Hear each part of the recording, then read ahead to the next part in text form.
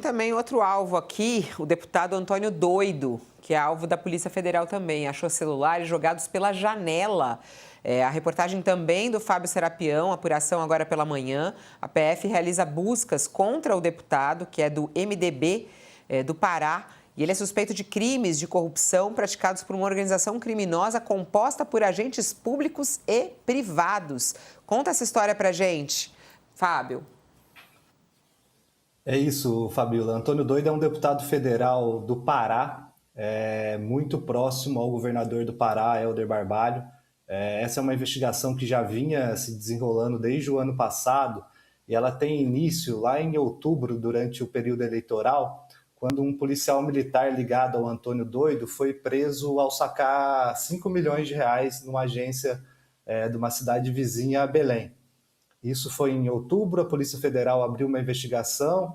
Em janeiro, novamente, uma pessoa próxima a ele, ao Antônio Doido, dessa vez um assessor parlamentar dele, foi preso com mais 1,1 milhão também sacando de uma agência bancária. A Polícia Federal e a Procuradoria-Geral da República juntaram esses dois casos e começaram a investigar. E lá em outubro, quando esse policial militar é preso sacando esses 5 milhões, a Polícia Federal apreendeu o celular dele. E o celular dele mostrou ali uma gama de crimes ali que vai desde rachadinha até compra de votos, até corrupção. Descobriu também que esse dinheiro aí que era sacado, e descobriu que esse PM, além dos 5 milhões, já tinha sacado 48 milhões em menos de um ano. Descobriu que quem abastecia esses saques milionários eram duas empresas. E essas duas empresas ligadas ao deputado Antônio Doido. Uma em nome da esposa dele e outra em nome de um laranja dele, um outro policial. E aí a Polícia Federal fez o básico, começou a seguir ali o caminho do dinheiro, descobriu que essas duas empresas ligadas ao Antônio Doido têm, né, mais de 1 bilhão em contratos com o governo do Pará, e esse 1 bilhão todos fechados, assinados na gestão de Helder Barbalho desde 2020. Daí começou a seguir o dinheiro, descobriu no celular também mensagens do Antônio Doido com esse policial militar nos dias dos saques, enfim, e também mensagens entre esse policial militar que fazia os saques e o secretário de obras do Pará, o Rui Cabral, que é ali um dos braços direitos do Helder Barbalho e que foi responsável por assinar todos os contratos de obras da COP. Então isso continua a ser investigado, a Polícia Federal mapeou ali todo esse dinheiro que foi sacado, para onde foi, e hoje deflagrou essa operação, fez busca e apreensão no Antônio Doido, e quando chegou no apartamento funcional dele, eu acho que ele não se sentiu muito confortável e jogou os celulares pela janela, mas a Polícia Federal conseguiu apreender, e vamos ver se no conteúdo desse celular faz com que a investigação dê outro salto, né? Esse celular do PM lá atrás já fez a apuração que era só de compra de votos ali, desses saques milionários, aumentar para corrupção, para várias coisas. Aí agora eu acho que esses dois celulares que a gente está vendo na foto aí podem fazer com que a PF avance ainda mais nesse caso, e é um caso muito importante porque são muitos contratos. Essas empresas ligadas ao Antônio Doido, como eu disse, tem uma licitação sob suspeita de corrupção da COP, e também ela tem outros contratos da época da COP ainda. Então são empresas que têm muitos contratos, e que podem complicar a situação aí do governo do Pará, Fabíola.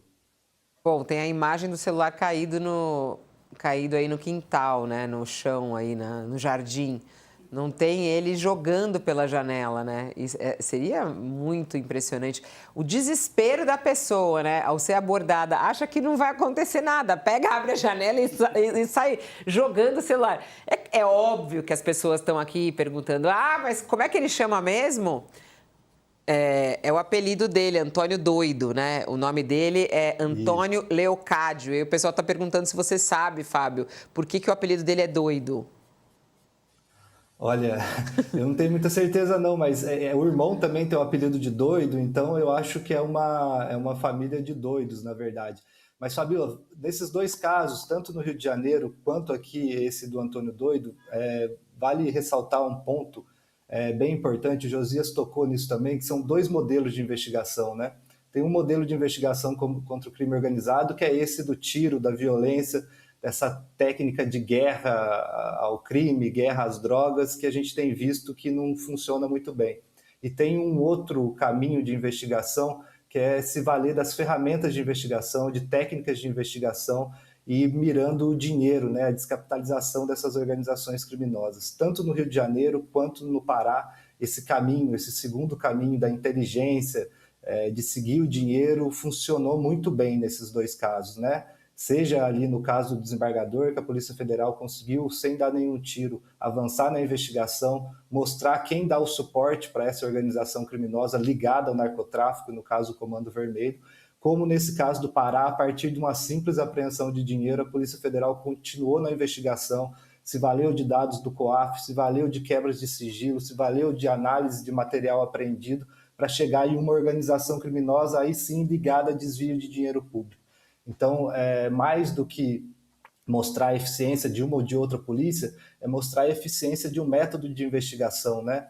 A gente tem visto no Brasil há muito tempo se combater o crime com tiro, com bala. Isso, numa parte ostensiva, é importante em algum momento de crise, mas não é isso que resolve. A gente sabe que o que resolve é descapitalizar, tirar o dinheiro e colocar atrás das grades essas pessoas que dão suporte para esse grupo.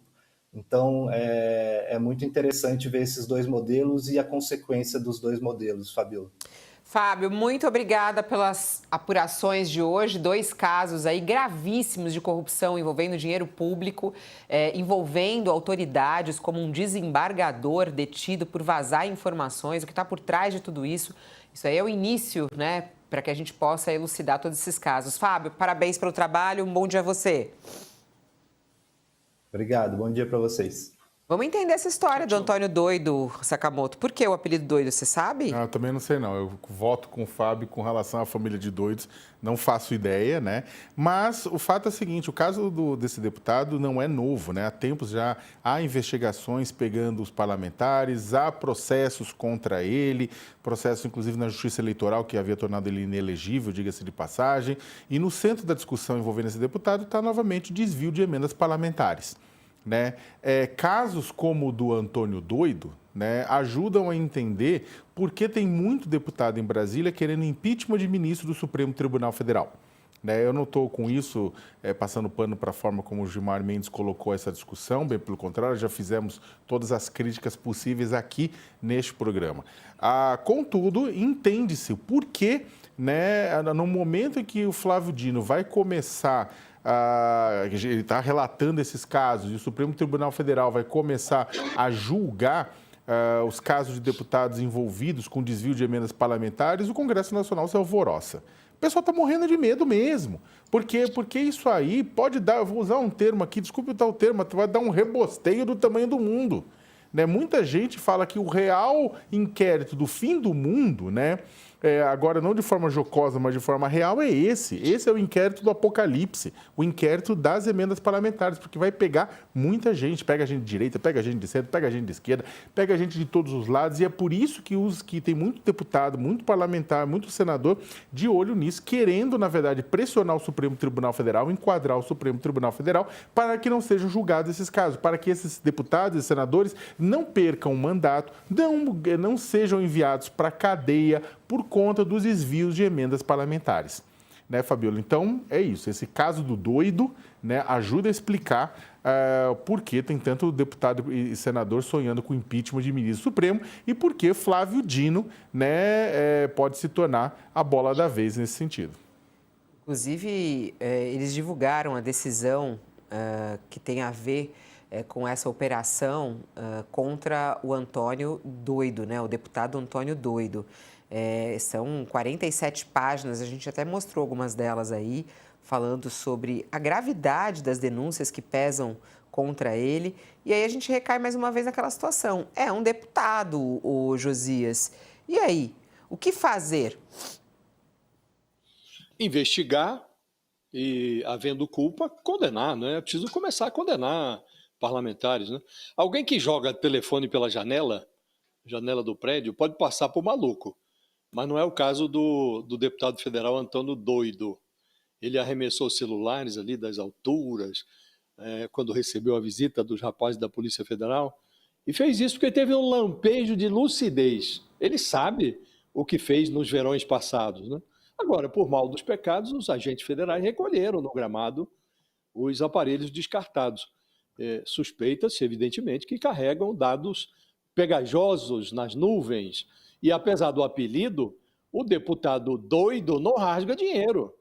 As empresas dele colecionam R$ 1 bilhão em contratos com o governo do Pará, coisa financiada com verbas públicas. E a Polícia Federal colecionou indícios de que esses contratos estão bichados. E, ao ser apresentado ali aos carunchos, o ministro Flávio Dino, do Supremo, ordenou a realização de 31 batidas policiais. Veja que número impressionante. 31 batidas policiais em endereços vinculados ao deputado, pessoas ligadas a ele, em Brasília e no Pará. Então, essa investigação, Fabíola, tende a se tornar mais impressionante à medida que os telefones do deputado doido começarem a expor as doideiras escondidas ali pelo dono, no escurinho do cristal líquido. Então, é necessário que esse tipo de investigação, que a gente está se habituando a noticiar, muito impressionante a quantidade de parlamentares envolvidos em desvios de verbas, que frequentam aí o noticiário. Não sai, o Congresso Nacional não sai do noticiário. Eu acho até que devia migrar da editoria de política para a seção de polícia, porque, de fato, o Congresso Nacional, afora a desqualificação dos parlamentares, tem frequentado as manchetes policiais de uma forma muito, muito incômoda, né? A intensidade com que os deputados fornecem material para notícia de polícia é muito impressionante. E no caso do deputado doido, todos os detalhes conduzem a um desfecho pouco favorável ao parlamentar, porque ninguém joga celular pela janela se não tem o que esconder, Fabíola. Gente, assim, cada dia, assim, é muito impressionante, né?